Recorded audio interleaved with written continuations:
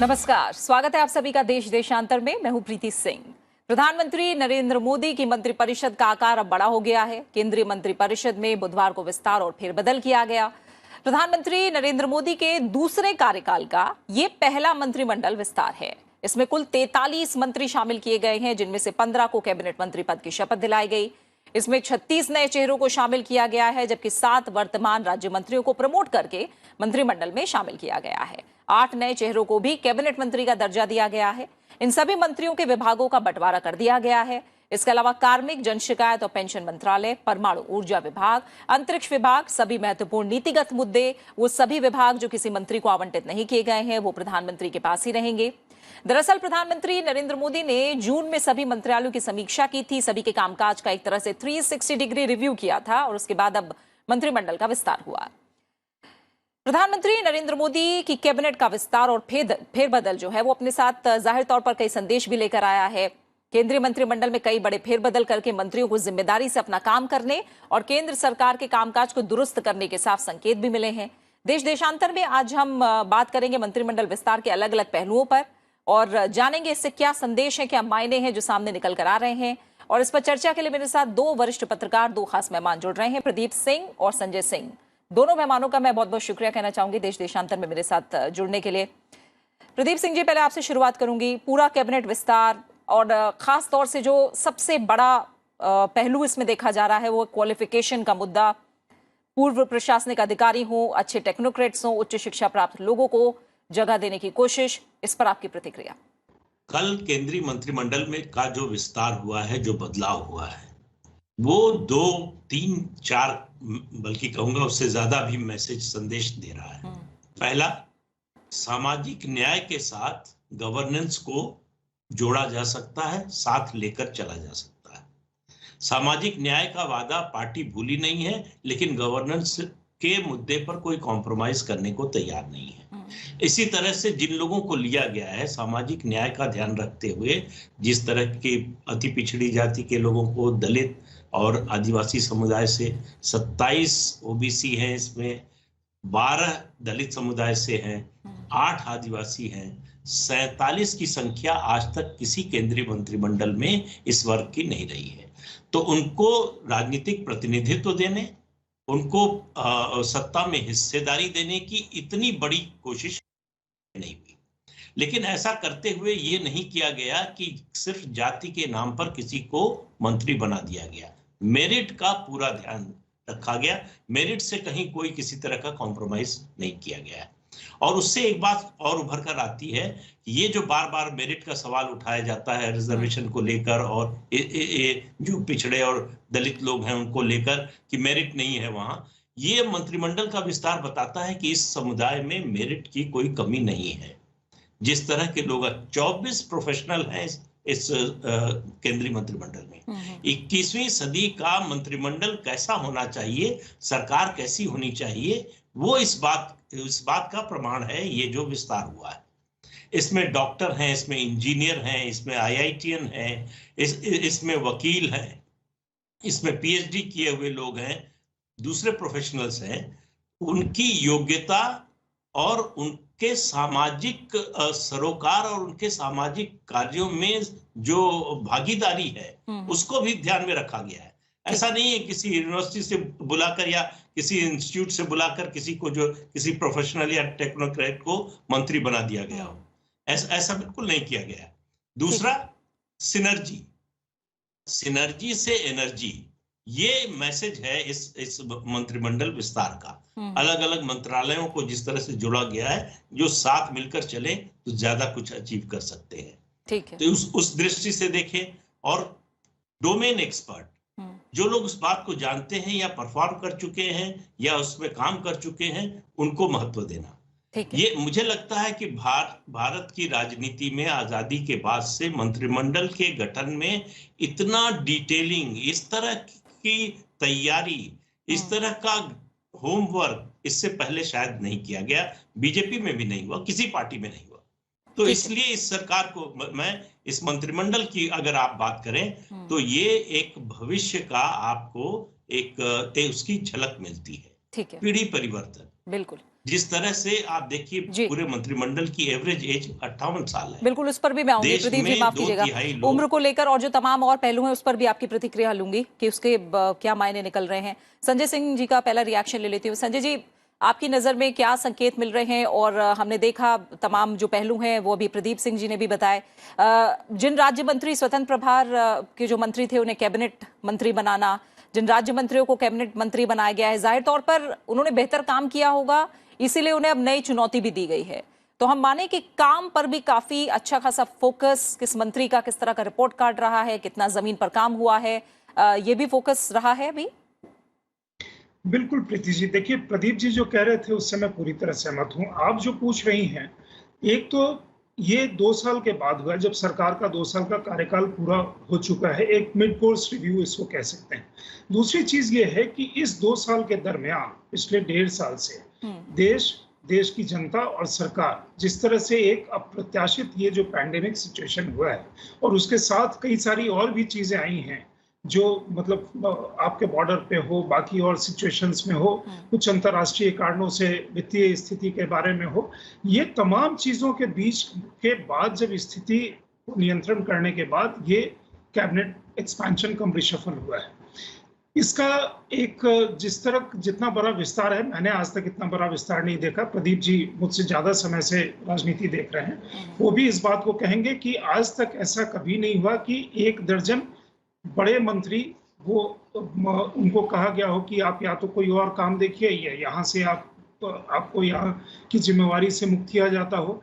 43 नए मंत्री वो नियुक्त किए जाते हैं। वो एक तरह से नए तरह का सरकार का गठन हुआ है कुछ लोगों को छोड़ करके। इतनी बड़ी एक्सरसाइज, इसका मतलब काफी समय से इसका एक रिव्यू का प्रोसेस चला है जो एक अंतिम मुकाम पे पहुंचा है। इसमें जो मूल तौर पे जो चीज निकल करके आती है वो है डिलीवरी। जो प्रमोशन की आप बात करती है 7 राज्य मंत्रियों की, ये अपने आप में द्योतक है कि आप अगर काम करेंगे और उनका उम्र का स्पैन भी देख लीजिए। मतलब अगर उसमें अनुराग ठाकुर 46 साल के हैं तो उसमें 60 साल के ऊपर के लोग भी हैं। तो ये जो स्पैन है जिसमें कि अगर आप काम करते हैं और ठीक से काम करते हैं और काम के प्रति आपकी सजगता है, तो सरकार इस चीज के लिए, मोदी इस चीज के लिए जागरूक थे कि इनका रिव्यू लेकर के आगे जाए। ये बाकी लोग को भी मैसेज है, यहाँ जो लोग सरकार में काम कर रहे हैं और जो सरकार के बाहर मतलब इनके संगठन में काम कर रहे हैं और जो बीजेपी का जो समर्थक वर्ग है उनके लिए भी एक मैसेज है। दूसरी चीज ये है कि जब डिलीवरी पे आप फोकस करते हैं तो जो लोग आते भी हैं उनको लगता है कि डिलीवरी सुप्रीम है। और मोदी सरकार के लिए 2 चीज जो सबसे बड़ी उनकी वो यूएसपी रही है पिछले 7 साल की, वो है डिलीवरी, एक मतलब डिलीवरी ऑन द ग्राउंड, और दूसरा स्केल जो है, scale and speed of delivery, वो आज तक जिस तरह का नहीं हुआ। वो स्पीड और स्केल इनकी डिलीवरी की यूएसपी है। उस स्पीड और स्केल को ड्राइव कौन करता है? Political leadership. देखिए वही लोग हैं संस्था में, ब्यूरोक्रेट्स वही हैं, टेक्नोक्रेट्स वही हैं, ग्राउंड पे काम करने वाले लोग वही हैं, उनको ड्राइव करता है पॉलिटिकल लीडरशिप। तो पॉलिटिकल लीडरशिप के अंदर प्रधानमंत्री जिस गति से चलते हैं, उनकी जो टीम है उसको उसी गति से अपनी ऊर्जा का संचार करना होगा। तो उनका उम्र भी कुछ लोगों का कम है, और जब एक नए तरह का वो फेरबदल होता है, नए तरह के चैलेंजेस आते हैं और नए तरह के चैलेंज आपको बता दिए जाते हैं और आपको समझ में भी आता है कि देखिए ये जो संकट का दौर गुजरा है, इस संकट के दौर के बाद हमें वापस पहले वो मुकाम पाना है जहां पे आज से हम 1.5 साल पहले जिस गति से जा रहे थे, और फिर उस गति को आगे बढ़ाना है। तो इसके लिए जो अंदर जो मूलचूल परिवर्तन है वो करके और उसके बाद आप आगे की प्रक्रिया शुरू करते हैं। तो कल का जो ये एक्सपेंशन का रिशफल था वो काफी अच्छा था, बहुत स्ट्रांग मैसेजेस उसमें से निकल करके आए हैं, और आई एम श्योर आगे जो कार्य की जो गति मिलेगी और डिलीवरी की जो गति मिलेगी वो अच्छी होगी। ठीक है प्रदीप जी, आप बता रहे थे एज को लेकर जो बात है, विस्तार से पहले जो प्रधानमंत्री नरेंद्र मोदी की कैबिनेट की औसत उम्र थी वो 61 साल थी, जो अब हम देख रहे हैं घटकर 58 हो गई है। 14 मंत्री ऐसे हैं जो 50 साल से कम के हैं। उम्र को लेकर जो है, क्या आप मानते हैं कि भविष्य के लिए लीडरशिप तैयार है, की जा रही है? आपने एक तरफ सामाजिक न्याय की बात की और आपने बताया कि जो गवर्नेंस है उस पर किस तरह से ध्यान दिया जा रहा है, डिलीवरी पर भी फोकस है, ये बात अभी हमको संजय जी ने बताई है। इसके अलावा क्या आप मानते हैं कि ये सरकार भारत की देश की सरकार है और सभी राज्यों के प्रतिनिधित्व पर भी जिस तरह का जोर रहा है, उसे भी आप कैसे देख रहे हैं? नहीं, 25 राज्यों का प्रतिनिधित्व मुझे नहीं याद है कि इससे पहले इस तरह का कभी हो। जिस तरह से नॉर्थ ईस्ट पर जोर दिया गया, नॉर्थ ईस्ट के लोगों के मन में एक भावना पनपने लगी थी अलगाववाद की। उनको लगता था कि हम दिल्ली से इतनी दूर है, इसलिए हमारी ओर के कोई ध्यान नहीं देता। तो पिछले 7 सालों में जिस तरह के इंफ्रा प्रोजेक्ट चले हैं नॉर्थ ईस्ट में, और उसके बाद अभी मंत्रिमंडल में आप देखिए, असम से मंत्री है, त्रिपुरा से पहली बार कोई मंत्री बना है, मणिपुर से मंत्री है, अरुणाचल से मंत्री है। कब ऐसा हुआ कि नॉर्थ ईस्ट के 4 राज्यों के मंत्री केंद्रीय मंत्रिमंडल में हो? उसके अलावा जो संजय जी बात कह रहे थे, ठीक है, बिल्कुल सही बात है डिलीवरी की। एक सीधा मैसेज दिया गया है जो लोग बाहर गए हैं और जिन लोगों का प्रमोशन हुआ है उसके जरिए, कि परफॉर्म और पेरिश। आप परफॉर्म करेंगे तो आपको पुरस्कृत करने का हमारे पास सामान है। अगर आप परफॉर्म नहीं करेंगे तो बाहर जाने के लिए तैयार रहिए। युवा जो बात कह रहा था उस समय कि देश की आबादी 2/3 आबादी युवाओं की है, हम दुनिया के सबसे युवा देश है, और उसमें अगर जो है इस तरह का मंत्रिमंडल ना हो तो ये एक तरह का विरोधाभास होता। जिस तरह के लोग लिए गए हैं उनकी उम्र देखिए, जितनी बड़ी जिम्मेदारियां दी गई हैं, रेल, आईटी और कम्युनिकेशन मिनिस्टर जो हमारे हैं नए अश्विनी वैष्णव, उम्र सिर्फ 50 साल है। आईआईटी से बीटेक एमटेक है, वॉटन से जो है एमबीए किया हुआ है, आईएएस रहे हैं, कॉर्पोरेट सेक्टर में रहे। अब इस तरह का जो है डोमेन का एक्सपर्टीज लेकर जो व्यक्ति आया है, वो जब काम करेगा तो किस तरह का काम होगा अंदाजा लगाइए। सबसे युवा मंत्री हैं निशित प्रामाणिक, पश्चिम बंगाल से, सिर्फ 35 साल उम्र है। महिलाओं का रिप्रेजेंटेशन आप देखिए, 11 महिलाएं हैं।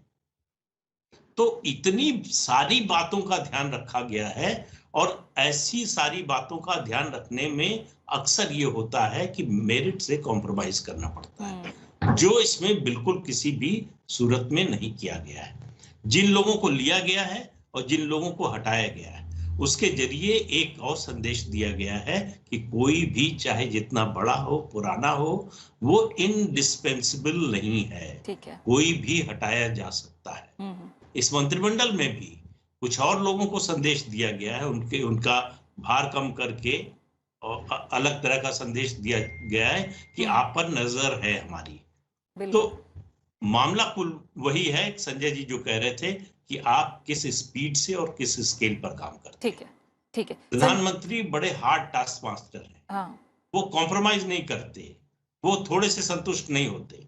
उन्होंने जितना लक्ष्य तय किया है वो हासिल होना चाहिए, और उसमें कोई कोताही नहीं होनी चाहिए, कोई बहाना सुनने को तैयार नहीं होते। तो ये मंत्रिमंडल का विस्तार, मुझे लगता है जो आपने अपने सवाल में एक बात कही कि भविष्य की भारतीय जनता पार्टी, भविष्य की सरकार का खाका है ये। अटल जी के मंत्रिमंडल में जो लोग थे उनमें से सिर्फ 2 लोग अब बचे हैं इस मंत्रिमंडल में, एक राजनाथ सिंह और दूसरे मुख्तार अब्बास नकवी। बाकी पूरा मंत्रिमंडल बदल चुका है, और ये बदलाव की शुरुआत हुई है, ये अंत नहीं है।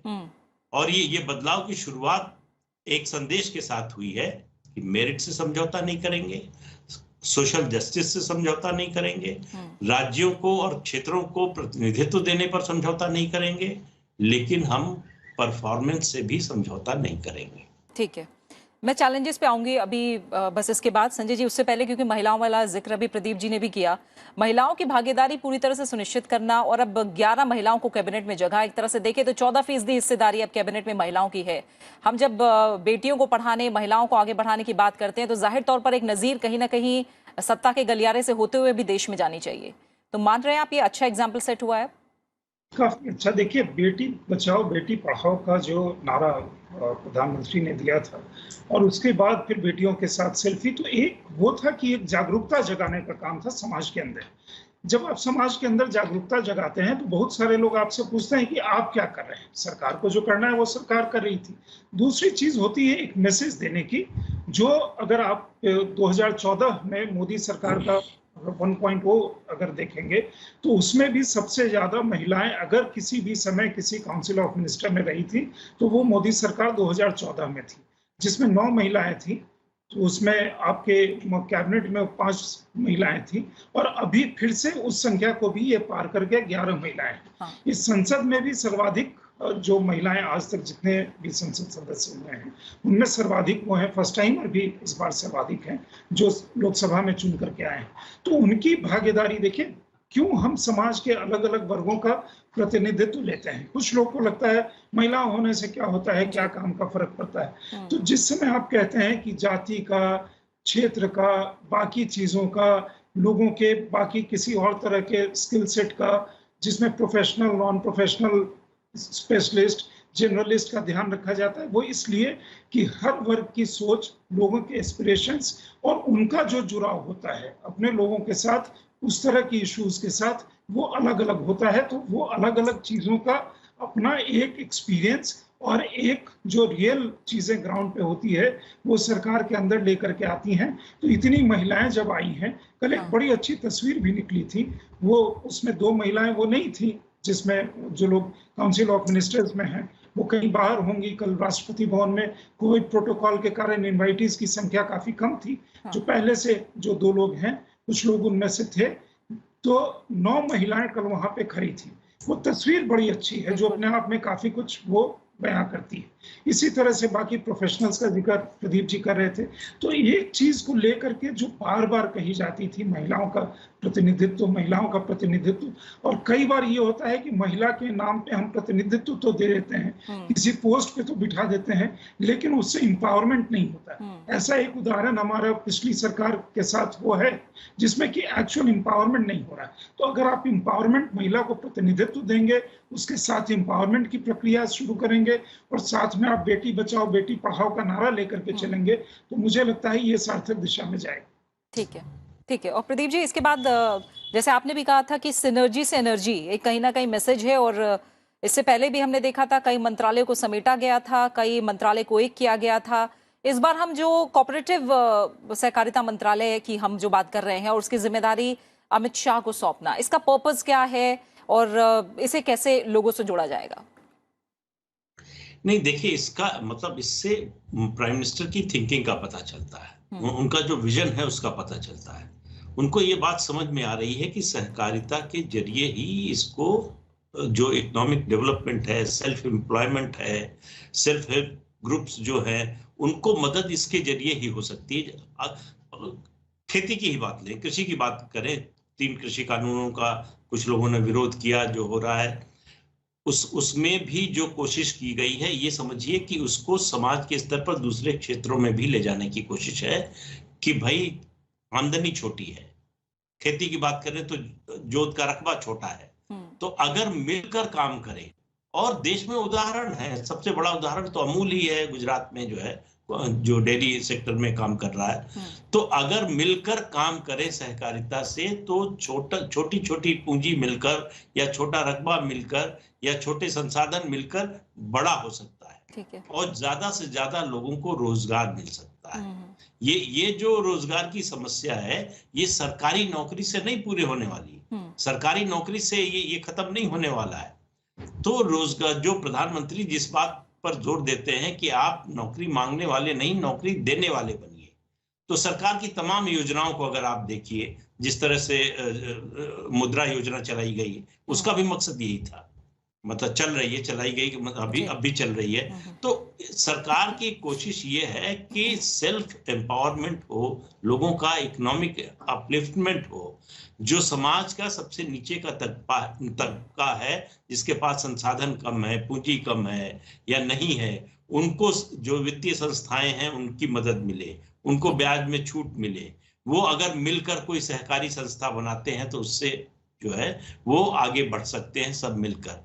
तो सामूहिकता, जो सामाजिक दायित्व होता है, सरकार के अलावा समाज की भी जो शक्ति होती है, हाँ। मुझे लगता है इस मंत्रालय के जरिए उसको जगाने की कोशिश हो रही है। ठीक है प्रदीप जी, अब हम चैलेंजेस पर अगर आए संजय जी, अब देखें कोविड से भी तमाम जो चुनौतियां हैं, वो चाहे स्वास्थ्य के फ्रंट पर हो, चाहे वो अर्थव्यवस्था के फ्रंट पर हो, अभी हम देख रहे हैं आईटी कानूनों को लेकर, अगर हम देखें यानी कानून मंत्रालय की बात करें, विदेश के पहलू पर देखें, तो तमाम जो मंत्रालय हैं, आपकी नजर में ऐसे कौन से मंत्रालय हैं मोटे तौर पर जिनके सामने चैलेंजेस ज्यादा हैं, जिनके काम पर आने वाले समय में ज्यादा नजर रहने वाली है?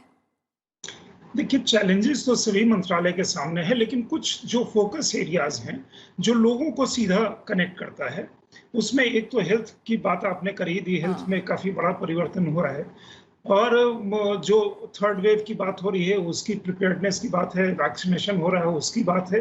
दूसरी चीज है कि अर्थव्यवस्था को वापस पटरी पे लाना।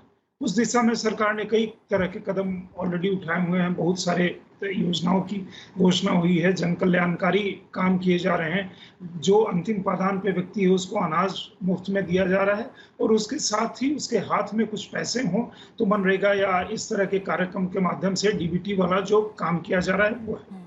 तो वहाँ एक अलग तरह का चैलेंज है। एमएसएमई एक थ्रस्ट एरिया प्रधानमंत्री मोदी का 2019 से उस पर पहले था, अब थोड़ा और भी ज्यादा है।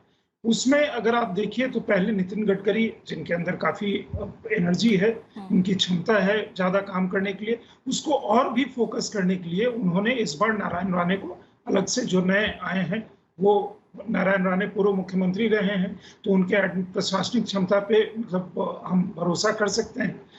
वो जैसे मंत्रालय है, फूड का है मंत्रालय, वहाँ अलग वो हुआ है। जो आईटी जिस क्षेत्र की आप बात कर रहे थे, केवल जो कुछ सोशल मीडिया प्लेटफॉर्म्स या ओटीटी कुछ शोर मचा रहे हैं या जो विवाद है, उससे आगे बढ़ करके जो हमारा स्टैंड अप इंडिया है, जो हमारा डिजिटल इंडिया है, उसको हम किस तरह से लेकर के जाएं। हमें जो सोशल मीडिया या जो आपके न्यू मीडिया जायंट्स हैं या अदरवाइज जो टेक्नोलॉजिकल प्लेटफॉर्म्स हैं, भारत के अंदर काफी बड़ी शक्ति है। भारत के लोग दुनिया के जो तमाम नामचीन इस तरह के प्लेटफॉर्म हैं उन सबको हेड कर रहे हैं, लेकिन वो कंपनी भारत की नहीं है।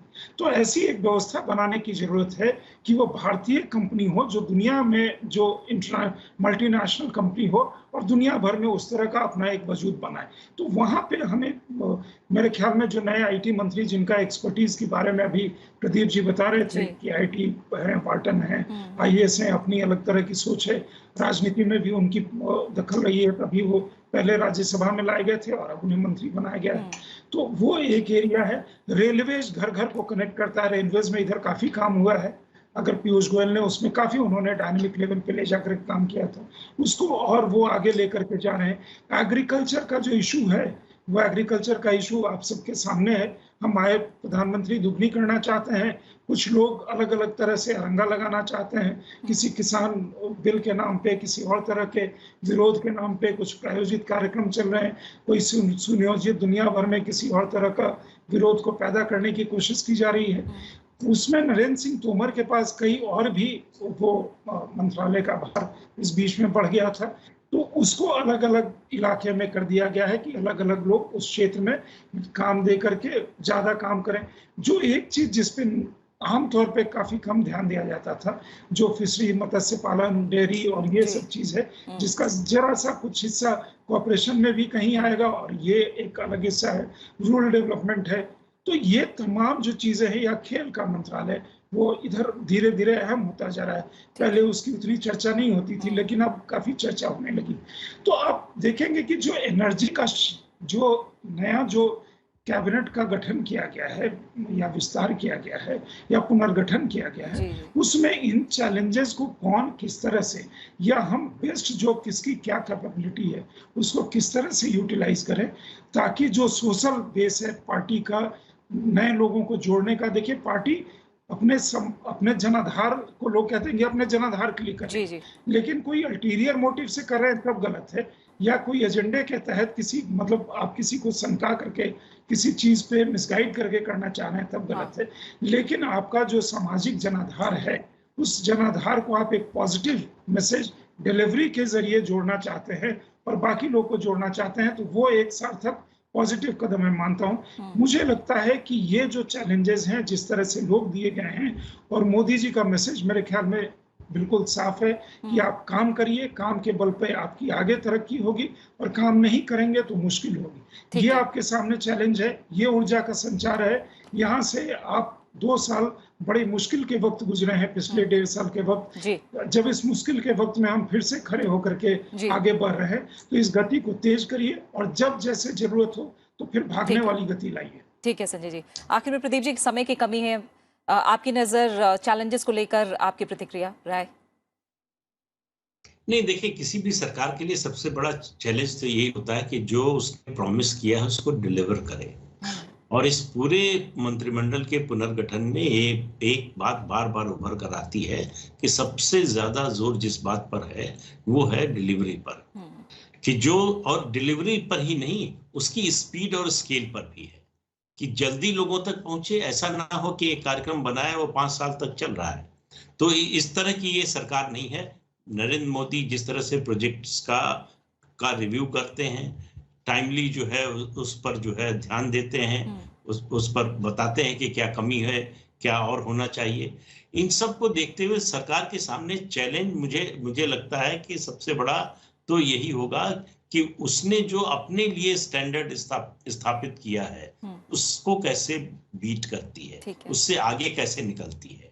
जो स्पीड और स्केल तय की है सरकार ने अपने लिए, अपने कामकाज के लिए, लक्ष्य के लिए, उससे आगे कैसे निकलती है, और इसको स्केल अप करते जाना है, बढ़ाते जाना है, जिससे लोगों को ये एहसास हो कि सरकार उनके जीवन स्तर को सुधारने के लिए काम कर रही है। ठीक है प्रदीप जी, बहुत बहुत शुक्रिया आपका। संजय जी, आपका भी बहुत बहुत शुक्रिया मेरे साथ देश देशांतर में इस चर्चा में शामिल होने के लिए। तो जाहिर तौर पर प्रधानमंत्री नरेंद्र मोदी ने एक तरह से कैबिनेट में विस्तार और फेरबदल करके कई संदेश दिए हैं, और एक तरह से माने तो मंत्रियों को जवाबदेह बनाना और केंद्र सरकार के कामकाज को दुरुस्त करना, ये 2 संदेश हमें स्पष्ट तौर पर दिखाई दे रहे हैं। और हो सकता है कि आने वाले दिनों में सरकार के कामों में सुधार के लिए कई और बड़े कदम भी उठाए जाएं। इसी के साथ फिलहाल देश देशांतर में इतना ही। आप इस कार्यक्रम को YouTube पर भी देख सकते हैं। अपना अच्छे से ख्याल रखिए और मुझे दीजिए इजाजत। नमस्कार।